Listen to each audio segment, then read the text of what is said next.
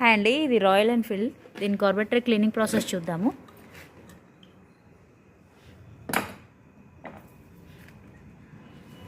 ఇది ఇట్లా జామ్ అయిపోయింది, డస్ట్.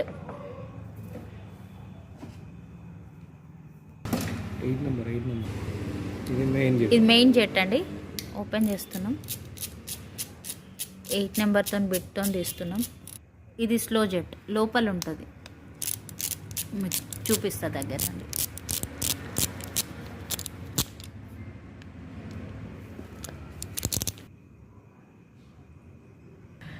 ఇది స్లో జెట్. ఇది క్లీన్ చేసుకోవాలి. చిన్న డస్ట్ పార్టికల్ ఉన్నా అది మనకి ఆసిలేషన్ తీసుకోదు. ఇది కార్బొరేటర్ క్లీనర్. దీంతోనే లైఫ్ ఎక్కువ ఉంటుంది. యూస్ చేయాలి.